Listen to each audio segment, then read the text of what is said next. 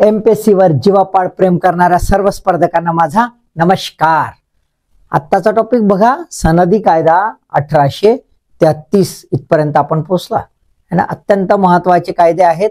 संविधानिक उत्क्रांतीच्या दृष्टिकोनातून हे कायदे समजणं अत्यंत आवश्यक आहे। प्रिलिमला जे आहे, राज्यसेवेला, इतर परीक्षेला खूप महत्त्वाचे आहेत। सोबतच मेन्स जे आहे राहणार राज्यसेवेची, त्याच्यासाठी आपल्याला हे समजून घेणं आवश्यक आहे। आलं नाही लक्षात? त्याच्यामुळे ही पूर्ण जर्नी जी आहे 1773 पासून ती तुम्ही पाहायला पाहिजे, आवश्यक आहे म्हणून। ठीक आहे, राईट।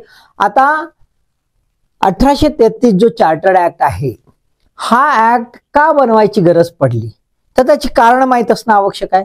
त्याला म्हणतो आपण बॅकग्राऊंड, पार्श्वभूमी, ती माहित असणं आवश्यक आहे। सोबत त्यात तरतुदी काय आहेत आणि त्या तरतुदी जी आहे त्याचं सिग्निफिकन्स, त्याचं महत्व काय आहे है ना। तर हे जे आहे थोडक्यात आजच्या व्हिडिओमध्ये आपण समजून घेण्याचा पूर्ण प्रयत्न करूया। पण नेहमीप्रमाणे भाऊ, आपले 2 प्रश्न असलेच पाहिजेत।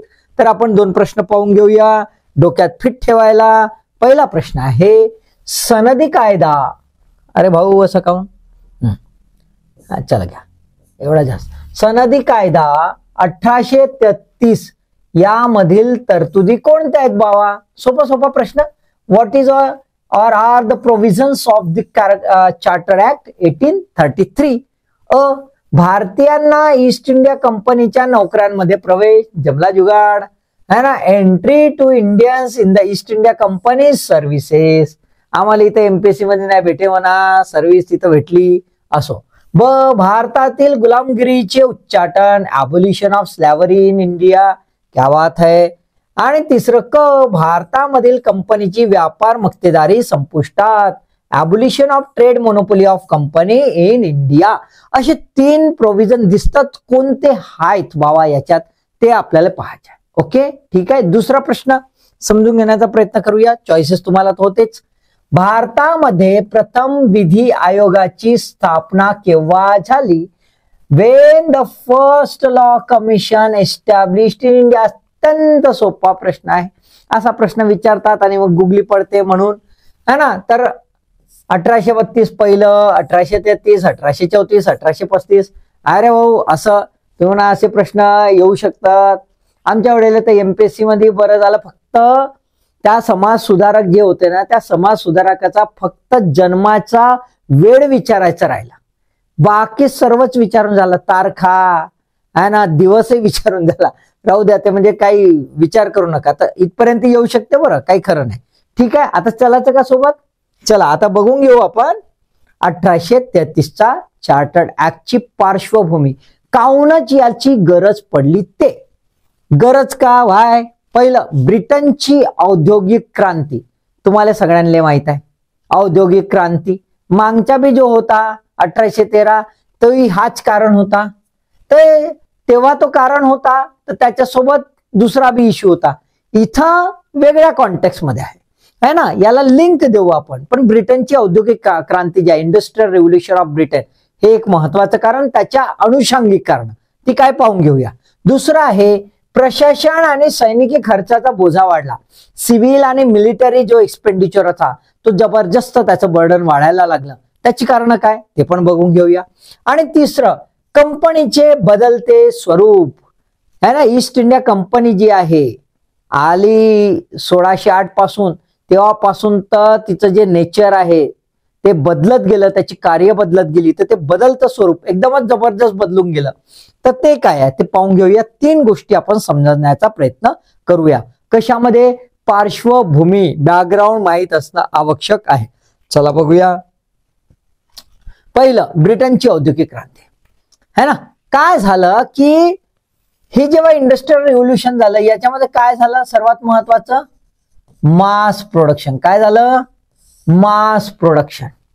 आता मास प्रोडक्शन जर आहे तर याला काय लागते? मार्केट लागते है ना, मार्केट लागते। बाजारपेठ कशी हवी?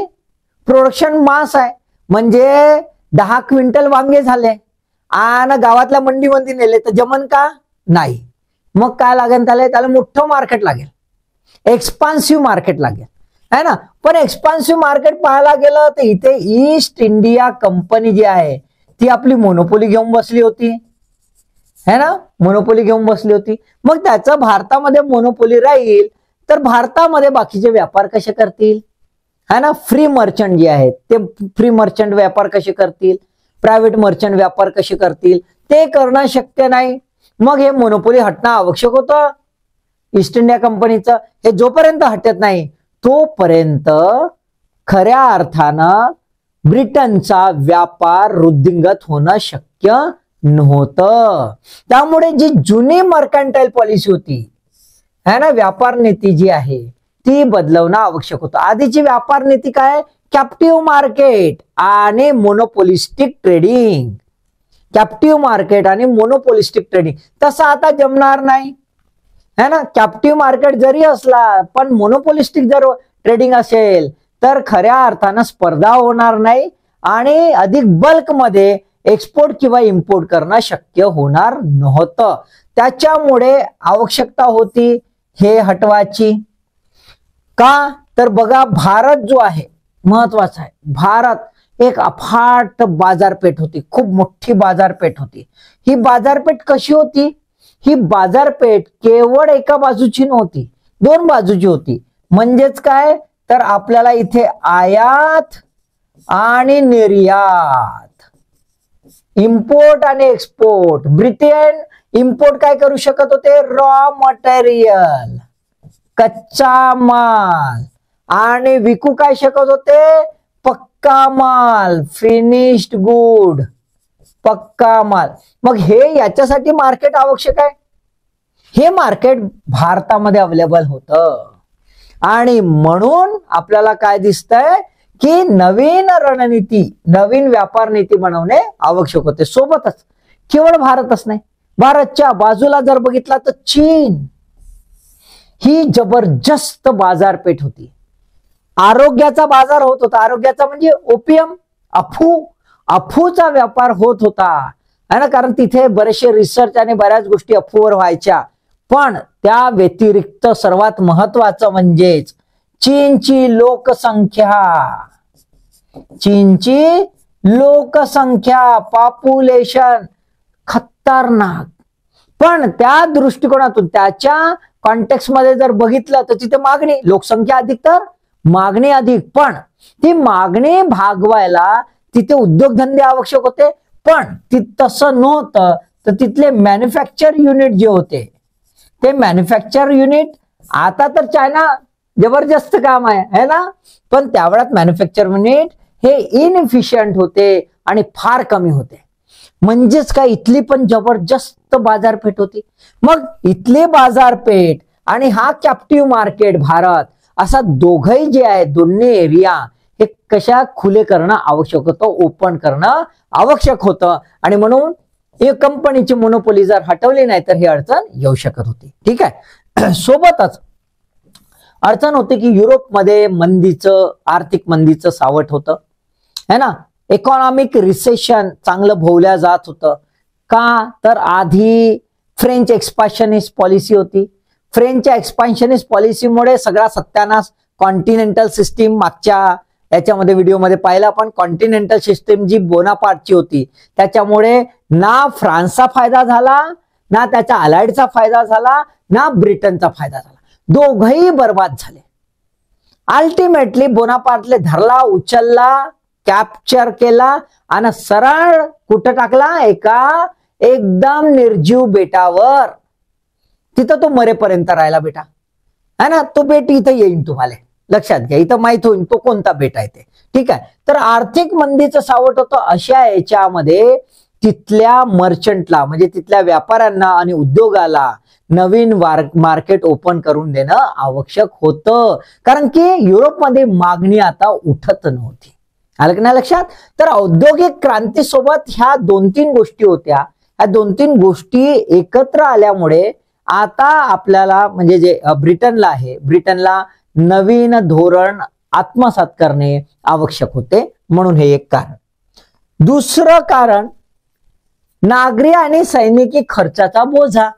आता आपण पाहतो सरकार म्हणते बोजा पडला तर तुम्हाला काही मी पेन्शन देत नाही आणि नोकऱ्या बी मी काही देत नाही, कॉन्ट्रॅक्ट बेसिसवर काम करा. बरोबर आहे. तर त्यावेळेलाही हेच होतं असंच की बाबा बोजा वाढला तो कमी करा.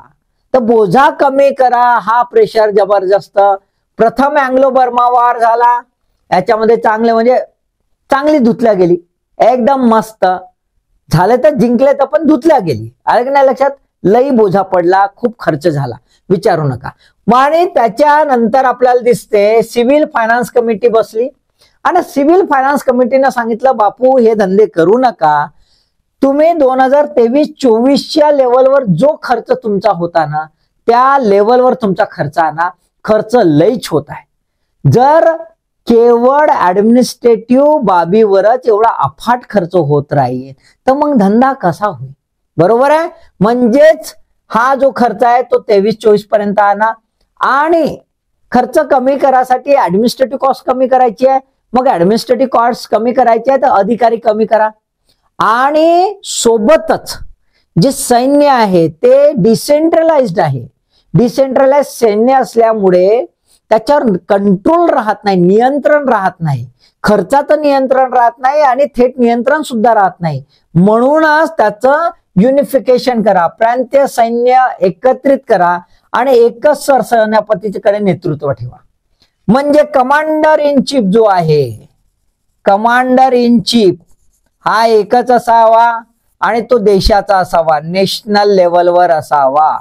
म्हणजेच प्रांतीय गव्हर्नमेंट जे आहे त्यातलं सैन्य काढून घ्यावं बा एकाकडे द्या किंवा सेंट्रलाइज कंट्रोल तरी असावा किमान, असं ह्या नागरी वित्त समितीचं म्हणणं होतं. आता तुम्ही बघा हे यांनी मांडणी केली तर चित्र बघा कसं दिसतंय. सी द सिनॅरिओ काय दिसतंय. 1828-29चा आकडा काय सांगतो. 1828-29 मध्ये नागरी आणि सैनिकी खर्च हा होता पाऊंड 10 लक्ष आणि रेव्हेन्यू जो यायचा तो आला होता पाऊंड 22 लक्ष. म्हणजे जवळपास 50% खर्च ऍडमिनिस्ट्रेटिव्ह कॉस्ट. किती ह्यूज झाला. मग बर्बाद नाही होईल का कंपनी. मग ब्रिटिश सरकारला म्हणजे संसदेला वाटलं की हा सगळा बर्बादीचा धंदा आहे, याच्या सुधारणा होणं आवश्यक आहे. म्हणजे हा एक कारण आहे. ठीक आहे. त्याच्यानंतर तिसरं महत्वाचं कारण आहे कंपनीचं बदलतं स्वरूप. कंपनी आली व्यापार करायला पण हळूहळू काळ्या केलं. इकडे काळ्या तिकडे काळ्या, हे धंदे ते धंदे है ना, याची इकडे लावा त्याची तिकडे लावा, याले उडवा त्याले उडवा, असं करत करत एक्सपान्शनिस्ट पॉलिसी जी आहे, कारण की काही गव्हर्नर जनरल्स होते खतरनाक, अग्रेसिव्ह पॉलिसी ठेवली आणि त्याच्यामुळे कंपनीच्या टेरिटोरियल जे आहे भूप्रदेशीय विस्तार झाला. बरेच भूप्रदेश त्यांनी जिंकले. आता हा अफाट है ना, भारत सबकॉन्टिनेंट आहे ना. आता ह्या सबकॉन्टिनेंटल एवढ्या भूप्रदेशावर हे राज्य करतं. ब्रिटन पिटुकलं. आता लमचे इथून ब्रिटन मधून आले हे लमचे गोरे गोरे आणि इथं एवढं मोठा भूप्रदेश. पाहतात बापरे क्या बम अंगात, विचारू नका. मग आता कंपनीचे धंदे काय होते तर व्यापार करायचे आणि कोणता धंदा धरला, भूप्रदेश काबीज करायचा. That means they converted themselves from trader to the ruler. असं काय झालं आणि असं झाल्यामुळे यांचं फंक्शन बदललं, यांचं कार्य बदललं. कोणतं कार्य आलं, व्यापारापासून हे आता त्यांचं जास्तीत जास्त भर आता भूप्रदेशाच्या नियंत्रणावर आला. म्हणजेच त्यांना ते काय झाले, आता सम्राट झाले, राजे झाले. मग अशा वेळेला अडचण येऊ शकते की त्यांना दोन्ही काम दिलं, आता धडाचं ना हे ना धडाचं ते. मग कंपनीचं जे काम आहे आता नवीन काम जे आहे त्याच्याकडे त्याने फोकस करावं. इकडे इंडस्ट्रियल रिव्होल्युशन झालं त्यामुळे व्यापार आता मुक्त करावा आणि साम्राज्याला नियंत्रित करावं, लॉ अँड ऑर्डर मेंटेन करावं. कारण तिथलं लॉ अँड ऑर्डर, एवढा मोठा भारत, त्याचं लॉ अँड ऑर्डर मेंटेन झालं पाहिजे. लॉ अँड ऑर्डर मेंटेन नाही झालं, अनागोंदी कारभार राहिला तर अडचण येईल, मार्केट स्टेबल राहणार नाही, ते असावं. आणि याच्यासाठी म्हणून बाबा तू इकडचं लक्ष दे, तिकडे लक्ष देऊ नको. याच्यासाठी सिलेक्ट कमिटी जी आहे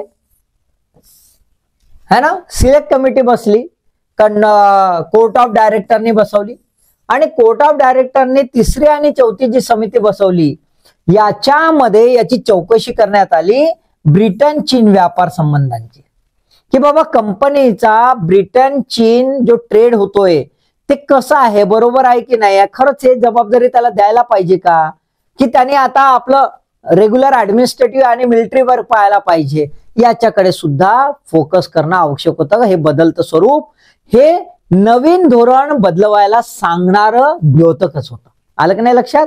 आणि त्याच्यामुळे सुद्धा आपल्याला दिसतंय की 1833चा सनदी कायदा करावा लागला. कारण लक्षात आली. ओके, आता हा जो कायदा आहे 1833चा सनदी कायदा, चार्टर ऍक्ट 1833, हे टायटल जे आहे ना, हे टायटल ऑथराइज नाही. आपल्या पुस्तकात लिहिलंय आमचं, पण हे ऑथराइज नाही, हे डॉक्युमेंटेड नाही. हे तर आपण म्हणतो, पण प्रत्यक्षात जे आहे मान्यता प्राप्त टायटल ते काय, भारत सरकारचा कायदा 1833. लक्षात घ्या, गव्हर्नमेंट ऑफ इंडिया ऍक्ट 1833. आणि दुसरं टायटल आहे सेंट हेलेना कायदा 1833, सेंट हेलेना ऍक्ट 1833 असं टायटल आहे. हे खरं टायटल, हे खोटं टायटल, पण पुस्तकात आपण हेच वाचतो, कारण की हे काय पॉप्युलर आहे. आता जे पॉप्युलर आहे ते चालते, खरं राव खोटं रावलं आमचं मोठा प्रॉब्लेम आहे. असो, ठीक आहे. पारित केव्हा झाला, 28 ऑगस्ट 1833. आणि अंमलात केव्हा आला, 24 एप्रिल 1834. लक्षात घ्या, तारखा विचारू शकतात. आणि तेव्हा आपला गव्हर्नर कोण होता, गव्हर्नर जनरल भाऊ, तर लॉर्ड विलियम बेंटिंक हा होता. त्याचा कार्यकाळ लक्षात ठेवून द्या, 4 जुलै 1828 to 20 मार्च 1835. आलं की नाही लक्षात. ठीक आहे. आता याला भारत सरकारचा कायदा म्हणतात 1833, समजतो बाबा, पण याला सेंट हेलेना म्हणजे हे कोण हो रे बाबा, सेंट हेलेना है ना, काय संतवंत हेलेना वानाचा हल्लावाला कुठचा होता का, नाही, तसं नाही. तर हा जो आहे भाऊ आपला नेपोलियन बोनापार्ट है ना, याची वाट लावली, याला कॅप्चर केला आणि याला बिलकुल काळ्या पाण्याची सजा नाही का, विरान में जंगलात सोडल्यासारखा, तसा त्याला नजर कैदेत जंगलात सोडून दिला. कोणत्या जंगलात, तर एक बेट होतो. कुठे बेट आहे, साऊथ अटलांटिक. कुठे आहे, साऊथ अटलांटिक. हा आहे साऊथ अटलांटिक. हा साऊथ अटलांटिक मध्ये इथे एक केपटाऊनच्या पेक्षा काहीतरी बरच लांब, हा इथे एकदम विरान. तिथं बापू म्हणे तू इथं राह, इथं मरेपर्यंत राह. तो मस्त राहिला, बढिया आलिशान, मस्त घेत असत, नमच्यानं बसत असत आणि मेला. आलं की नाही लक्षात. तो मेल्यानंतर हा जो बेट होता हा कोणाकडे होता, ईस्ट इंडिया कंपनीकडे. कोणाकडे होता, ईस्ट इंडिया कंपनीकडे. मग ईस्ट इंडिया कंपनीकडे हा होता. आता धंदा संपला बापू तुया, तो मेला. मग आता राजा म्हणे ब्रिटनचा, बापू आता तुझा धंदा संपला, आता हे सगळं माझं क्राऊन कडे हँडओव्हर करून दे. हँडओव्हर टू क्राऊन है ना, म्हणजे ब्रिटनच्या राजाकडे हस्तांतरित करायची तरतूद सुद्धा ह्या कायद्यामध्ये प्रमुख होती. आणि म्हणून ह्या कायद्याला सेंट हेलेना कायदा किंवा सेंट हेलेना ऍक्ट 1833 असं सुद्धा म्हटल्या जातं. क्लिअर, लक्षात आलं. ठीक आहे. आता आपण समजून घेऊया यातल्या तरतुदी. कंपनीची पोझिशन काय आहे या कायद्यांच्या अन्वये, तर कंपनीचं कार्य दोन प्रकारचं, व्यापारी आणि प्रशासकीय आणि सैनिकी. पहिले हे मूळ कार्य होतं, नंतर हे पण आलं आणि दोन्ही कार्य ते करत राहिले.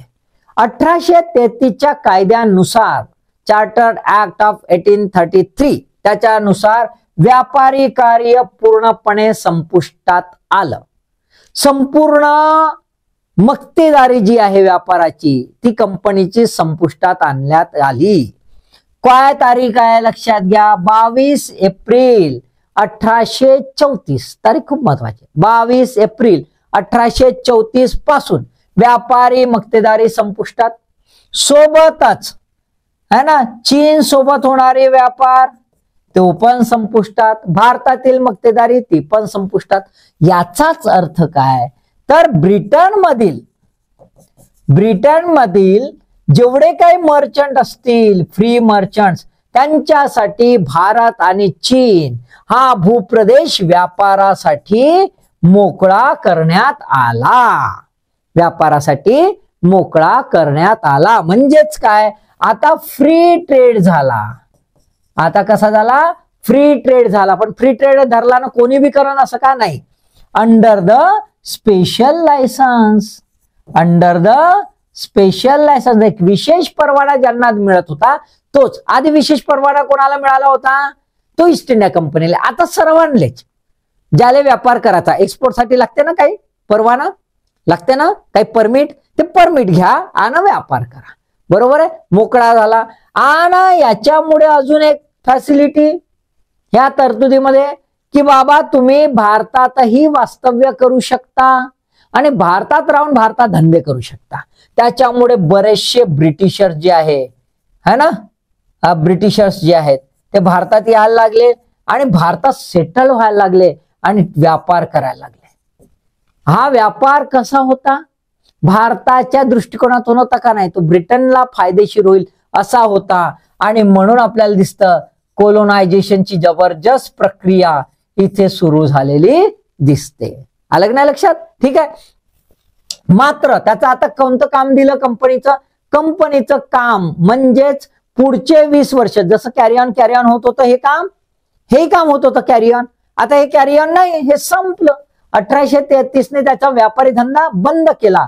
पण त्याचं प्रशासकीय आणि सैनिकी काम मात्र निरंतर पुढचे 20 वर्षासाठी रिन्यू करण्यात आलं. त्याच्यामध्ये तो काय करेल तर raising the army, waging the war, युद्ध करेल, सैन्य उभारणी करेल आणि जिंकलेल्या भूप्रदेशावर जो आहे तो राज्य पण करू शकेल. पण राज्य कसं करेल भावा, है ना, in the name of his majesty, in the name of his majesty.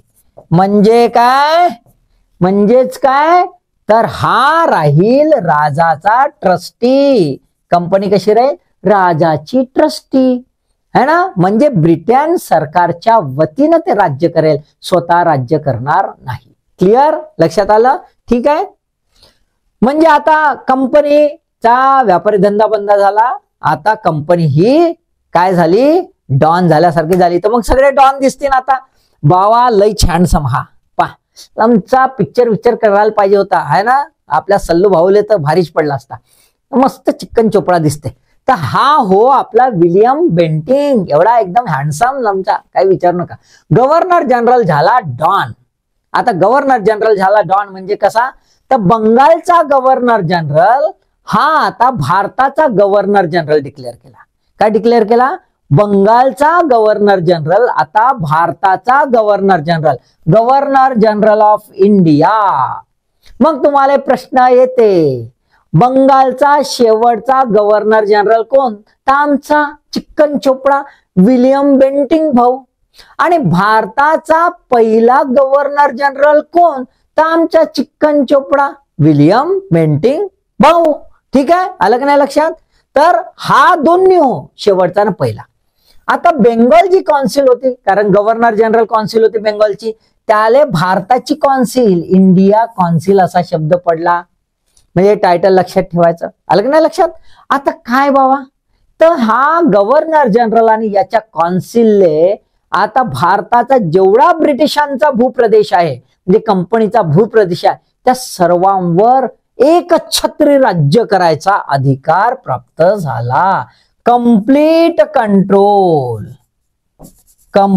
Control म्हणजेच काय तर आपल्याला दिसते की आपला भारतामधला इकडचा पार्ट म्हणजे मद्रास, इकडचा पार्ट म्हणजे Bombay province, Madras province, Bombay province आणि हा इकडे पर्यंत असा असा फैलला पूर्ण हा जो आहे बेंगॉल प्रॉव्हिन्स. तर हा सर्व कुठं केंद्रित झाला? इथं. म्हणजे हा बी कंट्रोल सेंट्रलायझेशन ऑफ पॉवर. काय झालं आता? सेंट्रलायझेशन, प्रोसेस ऑफ केंद्रीकरणाची प्रक्रिया सुरू झाली. केंद्रीकरण बरोबर. सगळे अधिकार इकडे गेले. कुठे गेले तर फोर्ट विलियम. कुठं बसत होते भाऊ? कलकत्त्याच्या फोर्ट विलियम मध्ये बसत होते.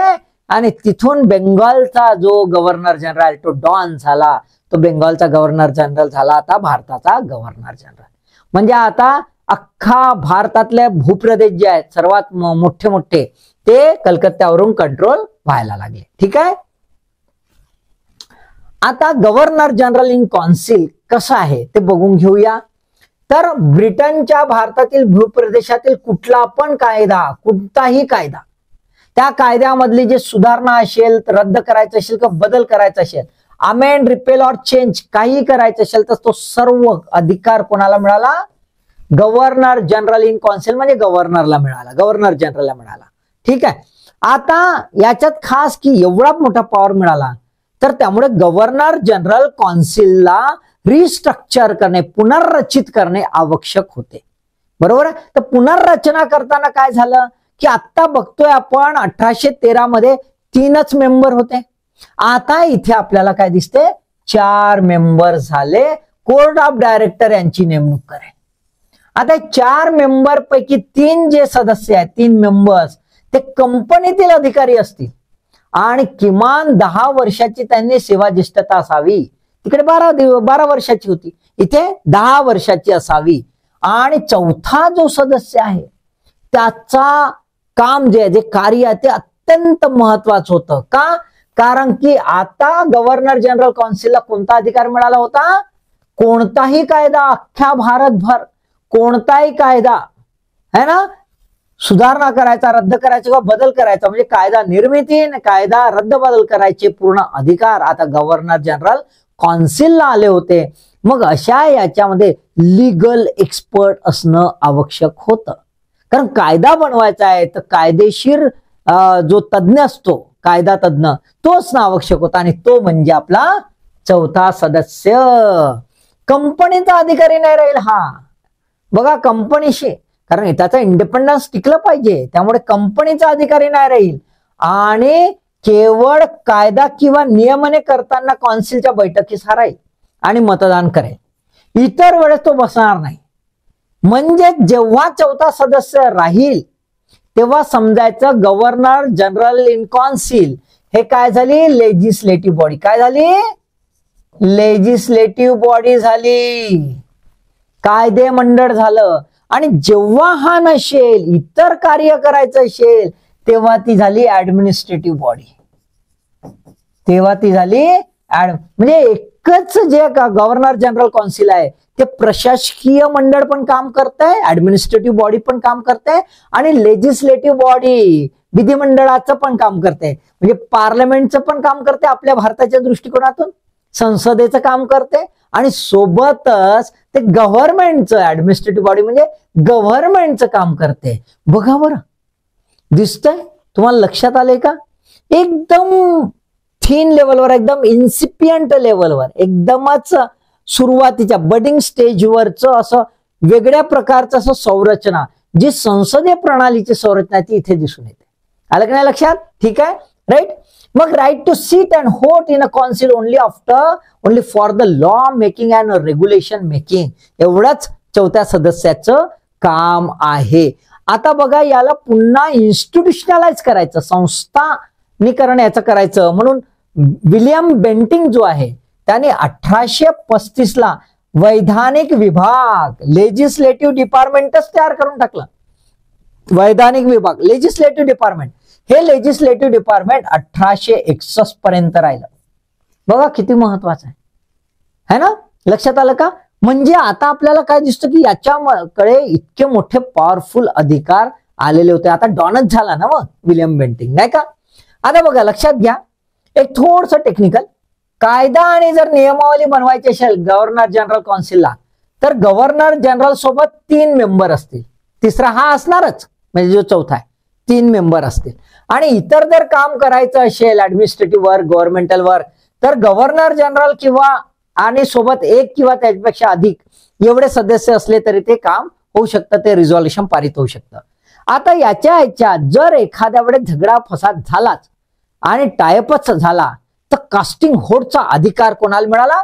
Governor general. आणि त्यामुळे त्याला किती मत मिळाली?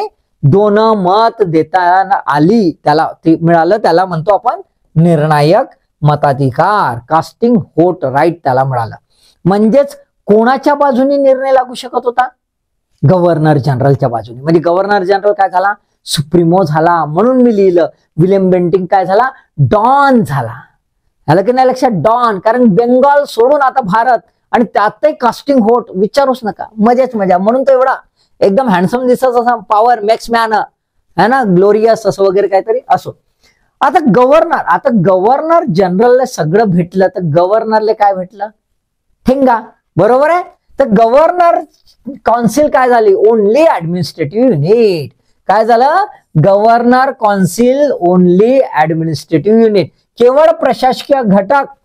सांग काम्या, हेच झालंय काम. जेवढं सांगितलं तेवढं करायचं, फालतूचं डोकं लढवायचं नाही. कारण डोकं लढवलं की देत दणका, हे पाहून घेऊ है ना. केंद्र सरकारच्या अधिकाराखाली सर्व महसूल जमा होईल. पैसाच नाही. पैसा कोणाकडं? केंद्र सरकार, सेंट्रल गव्हर्नमेंट. सेंट्रल गव्हर्नमेंट कुठं बसते? कलकत्त्याला. गव्हर्नर जनरल काउन्सिल, म्हणजे गव्हर्नर काउन्सिल काहीच नाही, सगळा पैसा तिकडे. आता सगळा पैसा तिकडे गेला तर प्रांतीय सरकार खर्च केवळ केंद्र सरकारच्या पूर्वसंमतीने, म्हणजे centralisation of finance. Centralisation of finances, full control. जसा आता नाही का आपल्या जीएसटी है ना, एखाद्या स्टेटला नाहीच द्यायचं, केंद्राला नाहीच दे, वाच आहे म्हणते, हिशोब वाच, बिचारा स्टेट बोंबलत राहते, तसे हालत करून टाकले. पूर्वसंमती, प्रायर अप्रुव्हल पाहिजे. There is a need of prior approval by the central government, त्याशिवाय काही पर्यायच नाही. बरोबर आहे. अजून एक खास गोष्ट, फुल कंट्रोल. गव्हर्नर जनरल काउन्सिलचा फुल कंट्रोल कोणावर? गव्हर्नर काउन्सिलवर. गव्हर्नर काउन्सिलला नखरे केला, if not follow any order, तर केलं निलंबन, केलं सस्पेंड. Governor council suspend. राय रे बाबा. जसं आपल्या इथे आता बघतो, आता काय बघतो? एखाद्या स्टेटनं म्हटलंय ना संविधानामध्ये, एखाद्या राज्यानं केंद्राच्या गाईडलाईनची अवहेलना केली किंवा संविधानिक दृष्टिकोनातून काम केलं नाही तर प्रेसिडेन्शियल रूल लागू करू शकतो. करतो का नाही? हे तसंच होय, बापू अंडर सस्पेन्शन होय तिकडे आला. आपण दुसरं, गव्हर्नर काउन्सिल सदस्यास निलंबन करायचे पण अधिकार. एखादा गव्हर्नर काउन्सिलचा एखादा सदस्य असेल आणि डिसोबे करत असेल ना गव्हर्नर जनरल काउन्सिल, त्याला बी डिस्काउंट, त्याला बी सस्पेंड. आला प्रॉब्लेम. मग गव्हर्नर आणि गव्हर्नर काउन्सिल कसा असा? भाऊ याले कुठे गेला लमचा तो, हा ना. भाऊ विलियम बेंटिंग, माझ्याकडे लक्ष ठेव, मी तुझ्याकडे ठेवतो, काळजी करू नको, तुझ्या एकदम चिकन चोपडा सगळा बिलकुल है ना, ब्युटी पार्लर करून देतो, असा होताच.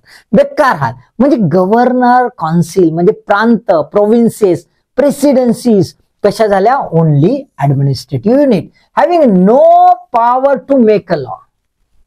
हॅव्हिंग नो पॉवर टू, कुठलाच कायदा बनवा. आधी कायदा बनवत होते, बरोबर आहे. आता राहिलं का? आणि ते सुपरसीड पण करायचे. डायरेक्ट कोर्ट ऑफ डायरेक्टर कडून अधिकार घ्यायचे ना. एखादा ऑर्डर घेतला तर गव्हर्नर जनरल होय तिकडे. आता तसं नाही. They can't. That means complete centralisation. आता इथे कायदेविषयक अधिकार नष्ट झाले म्हणजेच कायदा हे बनवू शकत नाही, रेग्युलेशन्स हे बनवू शकत नाही. पण if any emergent issues are there, एखादी महत्वाची बाब असेल, एखादी जर महत्वाची बाब असेल तर त्याच्यामध्ये ते रूलचा ड्राफ्ट बनवू शकतात. काय बनवू शकतात? एखादा मसुदा बनवू शकतात, एक ड्राफ्ट बनवू शकतात आणि तो गव्हर्नर जनरल काउन्सिलला पाठवू शकतात. गव्हर्नर जनरल काउन्सिल विचार करेल की हो म्हणायचं का नाही म्हणायचं. आलं की नाही लक्षात? म्हणजे याच्या हातात ठिंगा. ठीक. आता आपण बघूया एक सर्वात महत्वाची गोष्ट, 1833च्या चार्टर्ड ऍक्ट मधली महत्वाची गोष्ट म्हणजे दुसरी, भारतीय विधी आयोगाची स्थापना, इंडियन लॉ कमिशन स्थापन करावा, ही तरतूद या चार्टर्ड ऍक्ट मध्ये करण्यात आली होती. असं लक्षात आलं होतं की भारतामध्ये विविध कायदे आहेत, खूप सारे कायदे, खूप पर्सनल लॉज आहेत, त्याचं कन्सॉलिडेशन झालं नाही आणि त्याचं रॅशनलायझेशन झालं नाही. आणि त्याच्यामुळे जेव्हा ज्युडिशियरी निर्णय देते, कोर्ट निर्णय देतं, तर डिस्क्रिशनरी पॉवर कोर्टाला जबरदस्त मिळाली आणि त्याच्यामुळे जजेसची मनमानी होत होती आणि कॉमन मॅन जे आहे त्याला राईट्स मिळणं थोडंसं कठीण होत होतं.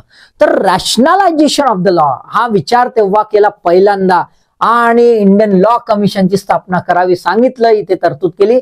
त्यानुसार तरतुदीचं पूर्तता करण्यात आली. 1834ला भारतात, स्वतंत्र भारतातला नाही, भारतातला शब्द लक्षात घ्या, स्वतंत्र भारतातला नाही, भारतातला प्रथम विधी आयोग, first law commission of India, असा कधी प्रश्न येतो, तो 1834 ला स्थापन केला.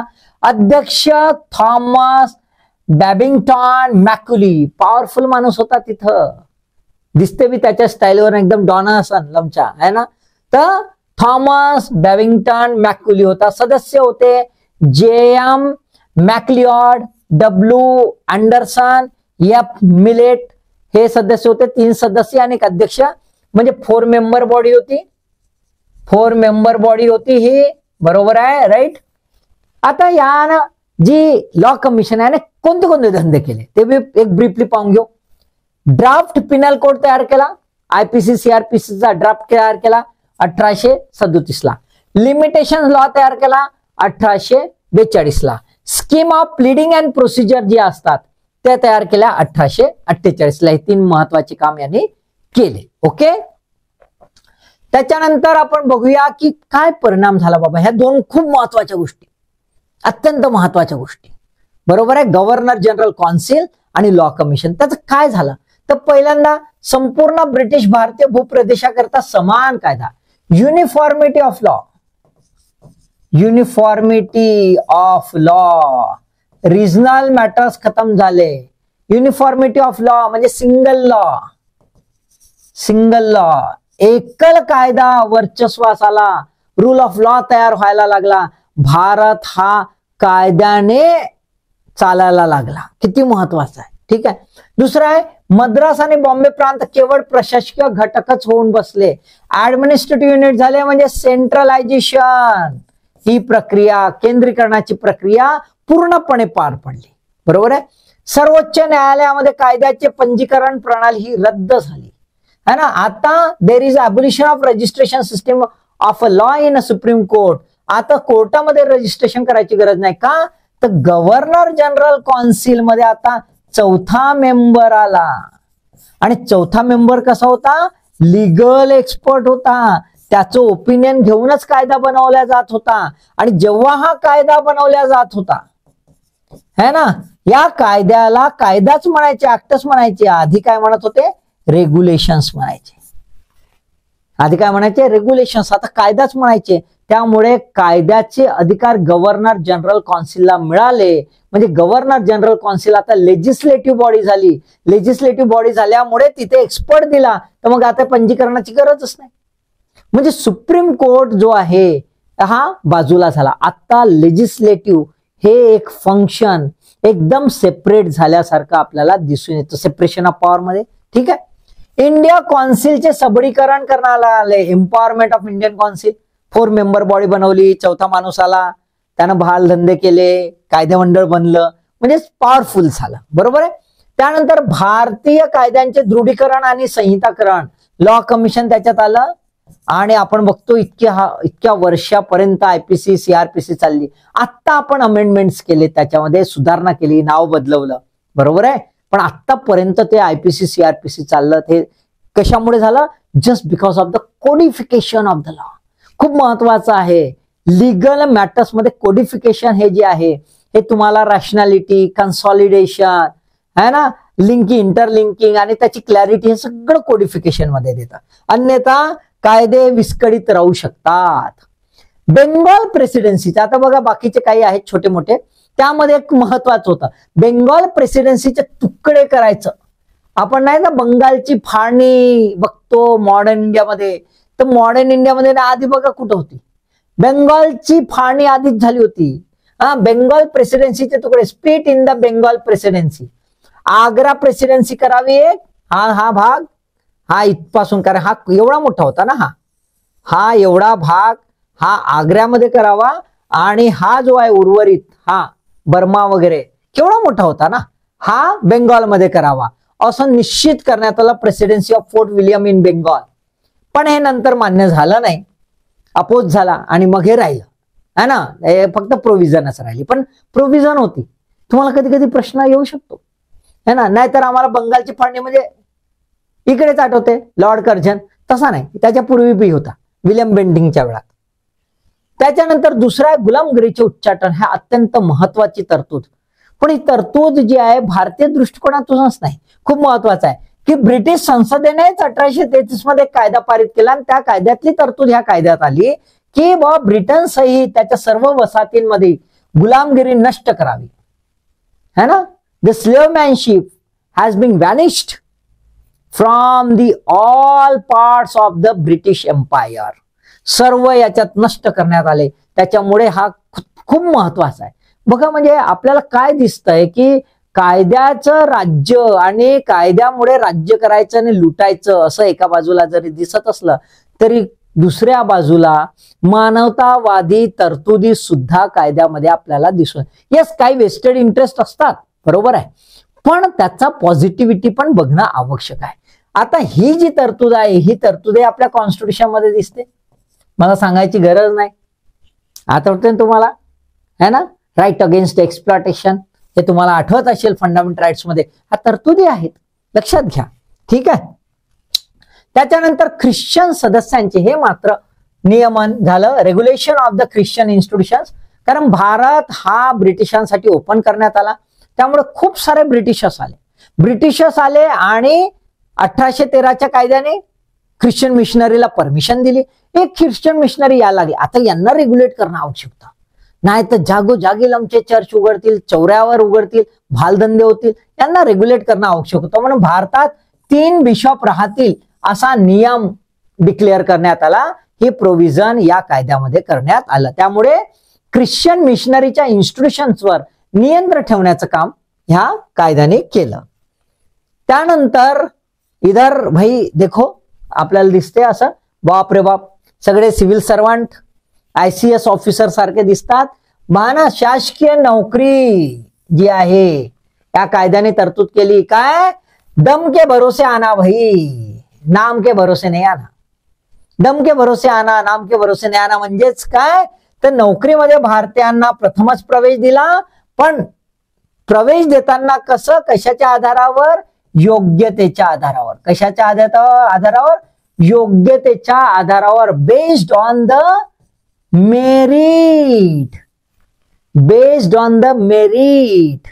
म्हणजेच काय, तर तुम्ही कोणत्या जातीचे, कोणत्या धर्माचे, कुठं राहता, शेपूट आहे का नाही आहे, काय घेणं देणं नाही. No discrimination based on the religion, race, caste, sex और प्लेस ऑफ बर्थ. आपण पाहतो आपल्या संविधानामध्ये तरतूद, त्याची मूळ बघा कुठे आहे. तुम्हाला मूळ दिसेल चार्टर्ड ऍक्ट 1833 मध्ये. कंपनीच्या नोकरीमध्ये भारतीयांना प्रथमच प्रवेश मिळाला. That means this act was a pioneer for the Indianization of the British services. शासकीय सेवांचे भारतीकरणास आता सुरुवात झाली. इंडियनायझेशन ऑफ द सर्व्हिसेस हे आपल्याला दिसते.